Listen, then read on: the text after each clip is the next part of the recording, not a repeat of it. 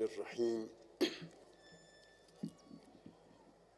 الحمد لله وحده والصلاة والسلام على من لا نبي بعده وعلى آله وأصحابه الذين أوفوا عهده. أما بعد، فقد قال الله الحكيم في محكم كتابه: أعوذ بالله السميع العليم من الشيطان الرجيم. بسم الله الرحمن الرحيم. يا أيها الذين آمنوا لا تخونوا الله والرسول وتخونوا أماناتكم وأنتم تعلمون واعلموا أنما أموالكم وأولادكم فتنة وأن الله عنده أجر عظيم. صدق الله العظیم. ضمن عرض سلام و خسته نباشید خدمت شما سروران عزیز و ارجمند و برگزار کنندگان این جلسه معنوی و باشکوه که به حق خداوند ذوالجلال در این موقعیت و در این زمان که قدم بسیار بزرگی رو برمی‌دارند از خداوند مسئلت داریم بر توفیقات این سروران ارجمند خداوند بیفزاید. در شأن نزول این آیه‌ای که خدمت شما تلاوت شد، مفسرین نوشتند که در مورد حضرت ابی لبابه ابن المنذر، یک صحابی جلیل القدر پیامبر، نازل شد زمانی که پیامبر اسلام صلی الله علیه و سلم بعد از غزوه خندق یهود بنی قریظه را محاصره کردند و در 21 روزی که در محاصره بودند در نهایت تصمیم گرفتند با مشوره ابی لبابه به محاصره پایان بدن و تسلیم مسلمان ها بشند و ابی لبابه را به این خاطر انتخاب کردند که خانواده او و فرزندان او در بین این قبیله زندگی می کردند. گفتند شاید به خاطر این مسئله واقعیت را به ما بگوید که هدف پیامبر چیست، آیا میخواد ما را قتل عام کند یا نه. ابی لبابه هم صحابی جلیل القدری بود که در او منافقت راه نداشت و مطمئن بود من هر مشوره‌ای به اینها بدم در نهایت پیامبر اکرم صلی الله علیه و سلم حکم خدا رو در مورد اینها اجرا خواهند کرد. وقتی از ابو لبابه مشوره گرفتند، ابی لبابه با دست خود اشاره به گلوی خود کرد که اگر تسلیم شدید شما رو پیامبر قتل عام خواهند کرد و بعداً از این مشوره خود پشیمان شد که من خیانت کردم. بنابراین رفت در مسجد النبی خود را به ستون بست و عهد کرد تا زمانی که خدا توبه مرا نپذیرد و پیامبر با دست مبارک خود مرا از این ستون باز نکند، من از این ستون جدا نخواهم شد. که امروزه در مسجد النبی یک ستون داریم به نام استوانة ابی لبابه. خب به هر صورت این مشوره ابی لبابه بر اثر حب اولاد و خانواده بود. بعضی اوقات حب خانواده و اولاد انسان رو به بدبختی ها هم میکشاند. رسول مکرم اسلام صلی الله علیه و سلم میفرماید: من احب دنیاه اضر به آخرته. کسی که دنیا رو محبوب بگیرد به دنیا عشق بورزد لابد به آخرتش آسیب میرساند و من احب آخرته اضر به دنیاه. اما کسی که آخرت را محبوب بگیرد و به فکر درست کردن زندگی آخرت باشد لابد باید به دنیای خود آسیب برساند و از دنیا چشم پوشی کند. اینجاست که پیامبر فرمودن فآثروا ما یبقی علی ما یفنا. ای انسانها شما ترجیح بدید چیزی را که باقی میماند و برای فردای قیامت شما کار آمد هست بر آنچه فانی است و از دست رفتنی است. در این آیه خداوند سبحان از خیانت در امانت هشدار می‌دهد، چون امانت واجب الاداست. آنچه به عنوان امانت نزد انسان وجود دارد باید کامل و سالم به صاحبش برگرداند بدون اینکه نقصی در او ایجاد کند.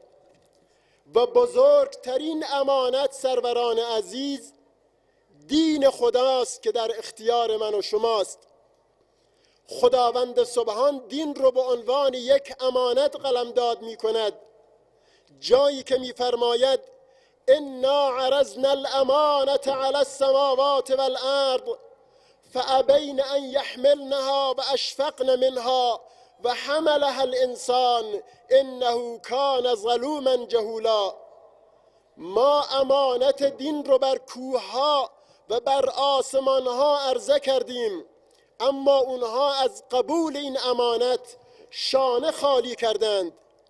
لیکن این انسان و آدم چون نعمتهای بهشت رو دیده بود، برای حصول نعمتهای بهشت حاضر شد همه سختی‌های دنیا رو تحمل کند تا به اون نعمتهای ابدی بهشت برسد. و سروران عزیز، بزرگترین خیانت در دین، بزرگترین خیانت در امانت الهی معصیت و نافرمانی خداست. معصیت انسان را از خدا دور می کند، معصیت انسان را از مسجد دور می کند، از علما و مجالس خیر دور می کند و به شیطان نزدیک می کند، به اهل فسق و فجور نزدیک می کند، به مجالس سوء و در نهایت به غضب خدا انسان رو نزدیک می کند. اینهایی که می بینید از هیچ گناهی اجتناب نمی کنند، زنگار معصیت قلوبشان رو فرا گرفته، زیرا گاهی انسان به جایی می رسد که در حد و ختم الله علی قلوبهم و علی سمعهم و علی ابصارهم غشاوه قرار می گیرد. معصیت ها انسان رو به جایی می رساند که بر قلب انسان مهر زده می شود و هیچ حرفی از حق و از دین و از خدا در این قلب تأثیر نمی کند. اگر ادعا کنیم که مشکلات جامعه ما بر اثر گناهان ماست، بیجا نگفته ایم. شاید این مسئله باور یک جوان مسلمان نشود، اما این یک واقعیت است سروران عزیز که قرآن بر این صحه می‌گذارد و قرآن تأیید می‌کند. ظهر الفساد فی البر والبحر بما کسبت اید الناس. همه فسادها، همه خرابی‌هایی که در جامعه به وجود میاد بر اثر گناهان من و شماست. اگر ما از گناه دست بکشیم، خداوند دنیا رو به هدایت و دنیا رو به خوبی تبدیل می کند و این سنت الهی است. وقتی انسانها گناه می کنند، خداوند به خاطر چشانیدن انسانها جزای گناهان رو این کار رو انجام می دهد که خود می فرماید لیذیقهم بعض الذی عملوا لعلهم یرجعون. ما این خرابی ها رو در دنیا به وجود میاریم تا بعضی از جزاها رو، بعضی از گناه ها رو اینها جزای او را ببینند. در امتان گذشته هم روال به همین بوده که هر امتی گناه می کرده، هر امتی طغیان می کرده و با خدا در می افتاده، خداوند نوعی عذاب بر او مسلط می کرده. جایی که خدا می فرماید لقد اخذنا آل فرعون بالسنین، آل فرعون وقتی طغیان کردند خدا اونها رو به قحطسالی روبرو کرد. درباره امتان دیگر خدا می فرماید فکلا اخذنا بذنبه، هر امتی را ما به سبب گناهان او گرفت کردیم. رسول مکرم اسلام صلی الله علیه و سلم می فرماید ما منع قوم زکات اموالهم الا منعوا المطر، هیچ قومی از زکات دست نمی کشد و امتناع نمی ورزد مگر اینکه به قحطی باران دچار می شود. و ما بخس قوم المکیال الا ابتلوا بشدت المعونه و جور السلطان، هیچ قومی در ترازو کمی نمی کند مگر اینکه خداوند متعال به قحطی مخارج زندگی اونها رو روبرو می کند و به جور و ظلم سلطان دچار می شوند. داستانی است معروف که وقتی تیمور لنگ شهر قونیه در ترکیه رو فتح کرد، مردم رو قتل عام کرد. بعد از 3 روز علما رو جمع کرد، گفت من میخوام از شما یک سوال بکنم، شما چند روز مهلت دارید اما جواب شما باید هم مطابق با واقع باشه و هم مطابق میل من باشه. گفت من که این شهر شما رو قتل عام کردم، من مقصرم یا خدا؟ آیا من تقصیرکارم یا خدا؟ خدا به من توفیق داده من این کار رو کردم. جواب رو باید ظرف 1 هفته به من بدید.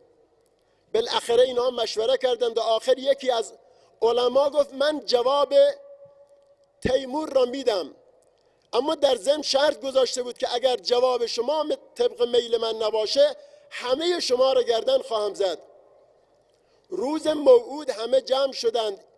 این عالم که نمایندگی بقیه رو اختیار کرده بود بلند شد و گفت یا مولانا، در واقع نه شما مقصرید و نه خدا، مقصر ماییم و گناهکار ماییم و شما عذاب خدایید که بر ما مسلط شده. شما به عنوان یک زلزله هستید، به عنوان یک طاعون هستید، به عنوان یک عذاب کلی هستید که خدا شما را بر ما مسلط کرده. حالا سروران عزیز، این مصیبت هایی که بر ما میاد بر اثر گناهان ماست. اون وقت تیمور از خجالت سر را پایین انداخت و همه را اجازه خروج داد. لذا سروران عزیز، گناهان ما باعث میشه که در دنیا فساد ایجاد می شود. بر اثر نحوست گناه ما در دنیا بیبرکتی پیدا می شود. نقصان در زراعت و کشاورزی به وجود میاد، نقصان در میوجات و علوفه حیوانات به وجود میاد، بیبرکتی در کسب و تجارت ایجاد می شود، ناامنی در جامعه ایجاد می شود و فساد و تباهی در زمین به وجود میاد. اینها همه بر اثر گناهان ماست. بی مناسبت نیست که رسول مکرم اسلام صلی الله علیه و سلم می‌فرمایند ان الفاجر اذا مات یستریح منه العباد والبلاد والشجر والدواب. وقتی یک انسان فاجر، یک انسان گناهکار از دنیا می رود، بندگان خدا، شهرها و درختان و چارپایان از شر او راحت می شوند و نفس راحت می کشند. حتی حیوانات هم انسان فاجر را لعنت می کنند. در اقوال سلف است اذا اجدبت الارض قالت البهائم هذا من اجل عصاة بنی آدم لعن الله عصاة بنی آدم. وقتی یک گناهی در دنیا ایجاد می شود، خشکسالی به وجود میاد، چارپایان اعلان می کنند و آواز می دهند این مصیبت بر ما به خاطر عصات بنی آدم آمده و خدا عصات بنی آدم رو لعنت کند. پس سروران عزیز، خداوند ذوالجلال دشمن ما نیست، خدا دوست ماست. اما این فساد و تباهی ها، این بیبرکتی هایی که ایجاد می شود بر اثر گناهان ماست که باید توبه کنیم. اما دوستان عزیز، در نهایت چون وقت به پایان رسیده صحبت ها رو کوتاه می کنم. جای یک خوشحالی است که خوشبختانه در عصر حاضر در بین قشر جوان ما یک انقلاب عجیبی پدید آمده. با وجود همه مشکلاتی که بر سر راه جوان هاست، از یک طرف غرایز جنسی، از یک طرف جوانهای و دوستان ناباب، از یک طرف نفس اماره که راه جوان را سد می کنند. اما با وجود این جوانان عزیز ما امروزه فضاهای مساجد و جلسات دینی را عطرآگین دارند. در نمازها و جلسات با این شور و اشتیاق شرکت می کنند، به حرف علما گوش می کنند. با وجودی که دشمنان اسلام و قدرت‌های شیطانی دامهای زیادی رو برای این جوانها پهن کردند، فیلم‌های مبتذل، مواد مخدر، انواع و اقسام تهاجم فرهنگی که امروزه دامنگیر قشر جوان هست. اما باز همین جوانها با انگیزه و شعور به همه اینها پشت پا میزنند.